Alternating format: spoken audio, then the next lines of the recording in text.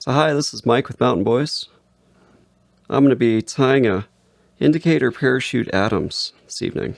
So what makes an indicator parachute Adams special is just that. It's just the wing post is tied in a flashy color to make it a little bit more visible on the water. So for the indicator parachute Adams, like I'm doing, you can see here's one I tied on a size 12 hook. I'm going to do a 14 here in a minute. But I've got ginger hackle fibers, long ones, for the tail. I've got Adams Gray superfine dry fly dubbing in there. I'm using grizzly hackle for the parachute wing here, as well as the McFly-on poly yarn for the indicator post here. And you know, they whatever kind of, I guess, floats your boat with that. I mean, whatever you can see well on the water. If you're going to tie an indicator, I mean, I usually tend to use orange or green if I'm going to go the indicator route. Now, what makes these flies different from your normal Adams?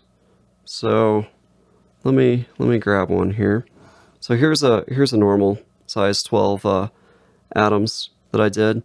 I used just white parapost for the wing there. Same tail, same color body there. But can you see a difference there? Maybe like that. So for this Adams, I used a mix of both ginger and grizzly hackle there for the wing, and we have kind of a split wing there with the parapost. But you can see that there's a lot less hackle material on the parachute fly here, and it also, you know, is more or less perpendicular to the hook, so it'll just ride a little bit different in the water. And even given less hackle, just the way it's splayed out there horizontally, it'll actually probably even get better flotation than your normal hackle dry fly. So that's the advantage of doing a parachute.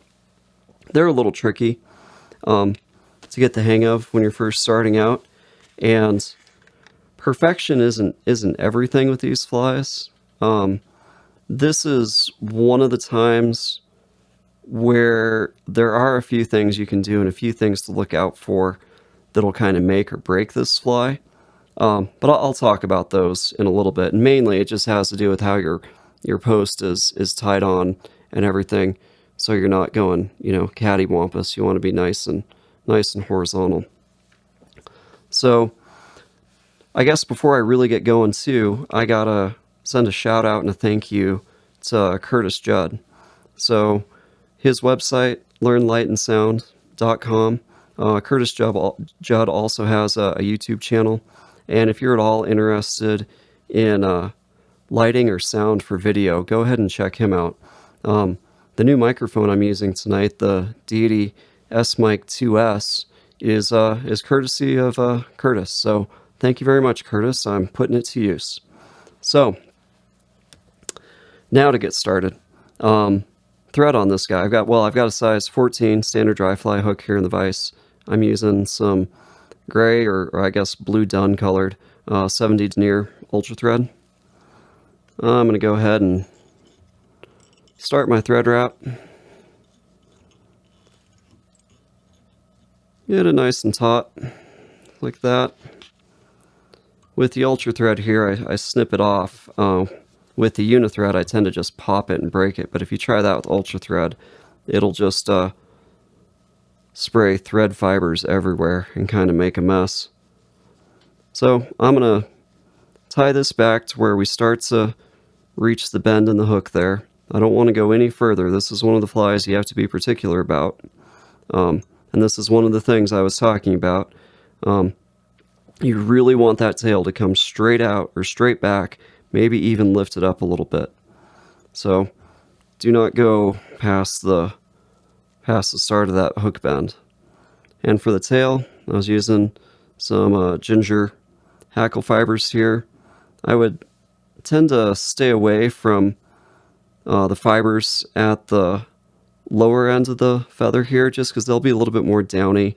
They won't be quite as rigid, maybe, well, they might be as rigid, but they'll just be a little more downy, and they'll collect water, and they won't have that nice, fine, thin look that we're going here for here, because, this is a mayfly imitation.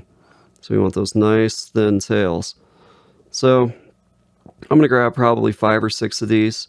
I'm going to pull the fibers perpendicular to the rachis here and kind of pinch them together as I go. So that way when I snip them off, my ends will be nice and even. So proportion here on the tail, especially for the bigger mayflies, you really want to make sure that you don't go any longer than probably your thread wrap, your thread body there. As you get smaller, size, 16s, 18s, 20s, I don't think that matters quite as much. You can go a little bit longer with them. But on these guys, 14s, 12s, 10s, you really want to make sure you have that proportion right. So I'll get it where I want. Switch hands there. Choke up on my thread a little bit. Throw a loop wrap in. I'll cinch up. That'll help keep them on top of that hook shank. I'll make probably 2 wraps, 3 wraps. And then, while I'm still kind of holding those fibers, I'm actually going to do an under wrap there. So actually, I just came right under those fibers, and I'm going to go ahead and wrap up a little bit. So what that did is that'll keep those fibers from wanting to take any kind of dive down on the hook and keep those, nice and straight back. And it might even help lift them up a little bit, which is good. So if you've got these long ends here, once you've cinched it down, you can go ahead and trim off those a little bit shorter if you want to. They'll be covered by thread and dubbing here in a minute anyway, so I don't know if it matters too much. And for the dubbing, I'm using superfine waterproof dubbing here, and I'm going to go for the gray. And I'm going to get a fairly small pinch of that. So this is kind of a personal preference thing here, but I don't like overdubbed dry flies. I feel like a lot of the ones I see, even those, tied commercially and everything, they tend to dub the heck out of the bodies, and we're just doing a small little mayfly here. So you don't need a lot of dubbing. It's not that I'm being stingy with my material. It's just I just don't think you need that much. As long as you still want to give it a nice, taper towards the head. That's important. But you can do that with a little bit of dubbing too instead of a lot. So I'll go ahead and start my dubbing wrap, back up, work my way to the front, and I should start to peter out right as I kind of approach the eye. Yep, just like that. Now I'm going to back off to where I'm about, between 1/4 and 1/3 of the way back on the top of the hook shank there. And this is where I'm going to tie in my post. So, you know what? I used orange for the last one I tied, so I'm going to do this one in green. Have a mix, why not? So I'm going to grab one of the little bundles of the McFly on here. I'm going to grab about 1 inch, maybe a little more. Go ahead and snip that off. And I'm going to go ahead and tie this in more or less on the halfway mark. Doesn't need to be perfect or exact. The important thing here, I'm going to make probably 2 or 3 wraps, get it nice and secure, is that we keep this post perfectly vertical on the hook. That's an important step. So once I have it secured in, I'm going to pinch the ends together, and I'm going to start working my thread around the post material there. And I'm going to wrap around it to make my wing post. And this is what we're going to tie the hackle off, or onto in a minute here. So it's important that this is done right. And I'm only going to go up talking proportions again, I'm not going to make this really, really tall. Misplaced my bodkin there, so I'll have to, oh, there it is. My pointer. So for the height of the post, I'm only going to go up maybe a little bit more, or about what the width of my dubbed body will be. So I'm going to throw more dubbing on this here in a minute once I get the hackle tied in. But I don't want too tall of a thread post here. So less is more. You'll have enough to work with, I promise you. Just don't overdo it right now at this point. So, give it a couple nice tight wraps, and as you get going, it'll be easier to work with. So there we go. And I want my thread right there in front of the post. So now it's time to find our hackle. And I'm doing a grizzly wing on this. So I've got my grizzly hackle saddle here. So I'm going to look for, probably a nice thin one that's got a consistency all the way down it. And this is a 14. You can size these on a parachute a little bit bigger than you normally would if you're going to tie a standard wing. But look for a nice thin one. It seems like I've kind of been picking this one clean for nice thin ones. So something like this. This may be a little big for this 14, but there are some smaller ones in here, probably still, hopefully. Anyway, you'll find one, and if you don't, you might have to get another saddle or go get some specialties. So here's one that I've already been using, and here I'm just going to kind of lay some of these fibers back on the rachis a little bit. So I'm not going to strip those fibers off. I'm just going to kind of peel them back a tad, and then I'm going to snip them off kind of as close to the rachis as I can get without actually cutting the feather. So that'll actually give us a little bit of basically tie-in barbs. It's probably way too small to see here with the camera. And it brings up another point where I'm at right now. Do you tie it shiny side up or shiny side down?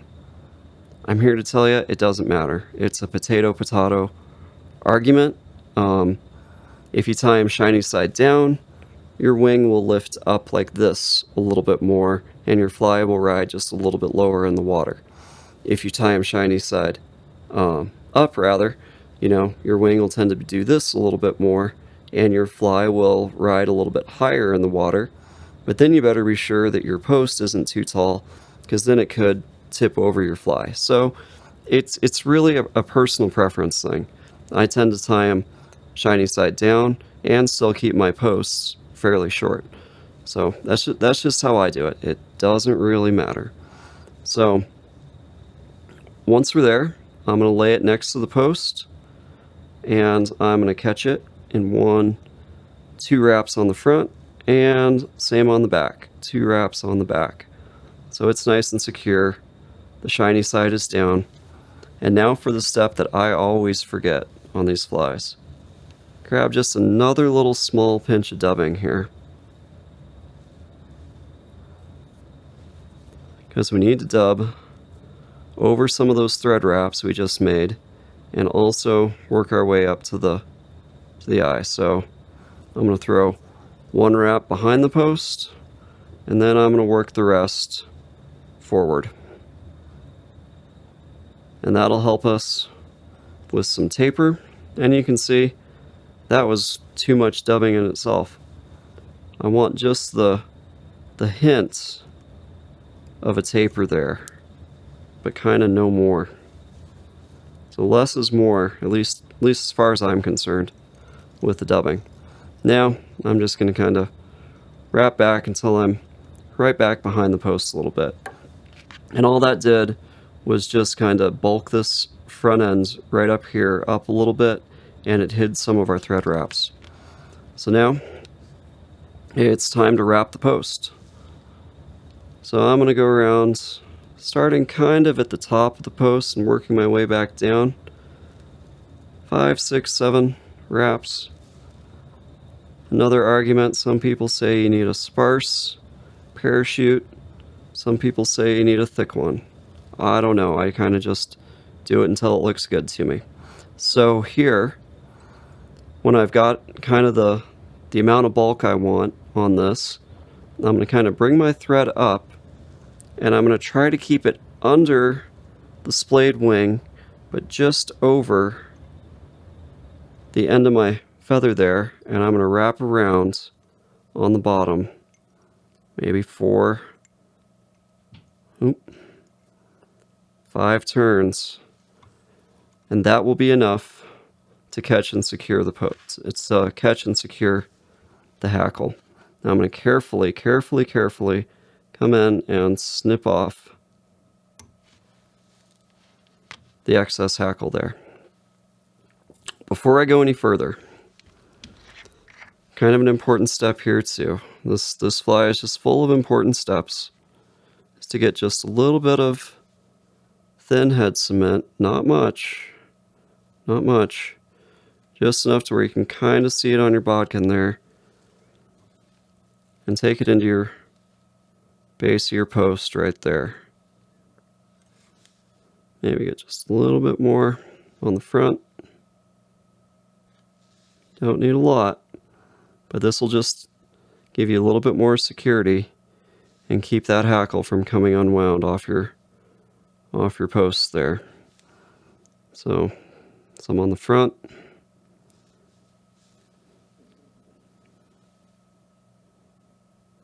Some on the back, just like that.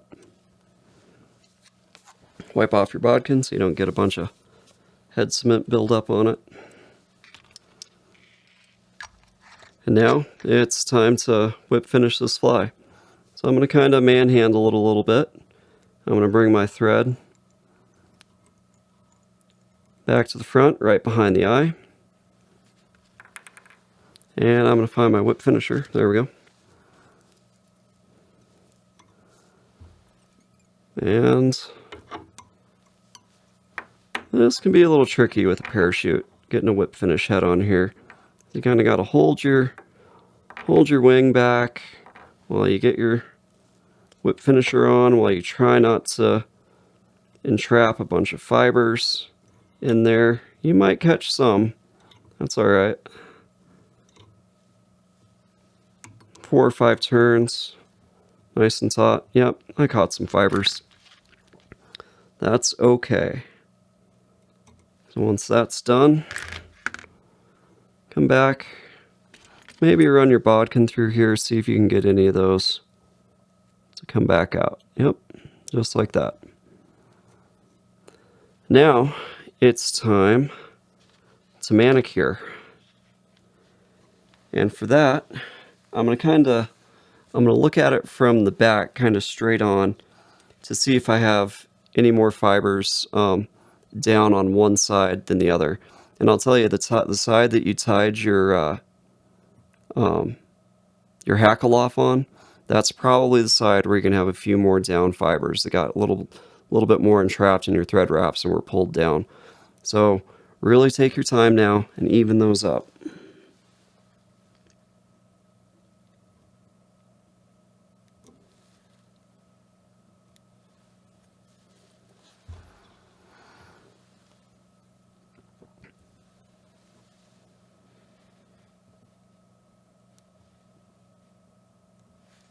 That looks pretty good.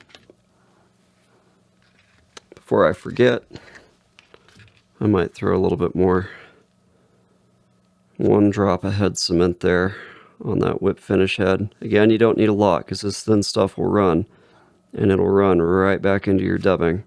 Oop, I don't know if I even got any there. There we go. Less is more on this stuff too. Just like that.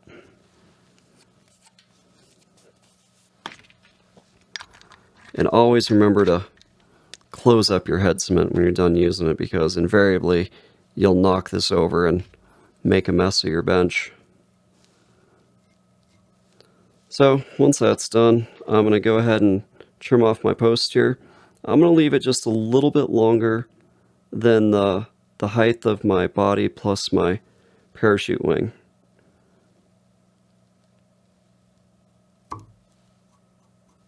There we go, just like that. So there is a size 14 parachute Adams done in the traditional kind of color scheme. You know, this same tying procedure will also work for, you know, for your PMDs, your BWOs, any mayfly imitation you wanna throw out there. So obviously, you just change up the colors of your tail, your dubbing, your hackle, and you can use an indicator post or not. But thanks for sticking around on this one. There's kind of a lot to it. It's kind of tricky, and if you're going to sit down and tie one of these, leave yourself enough time to tie probably 6 to a dozen of them, just because you'll get better at it as you kind of go along. So this is Mountain Boys, and once again, special thank you to Curtis Judd for the new microphone, and I'll see you next time.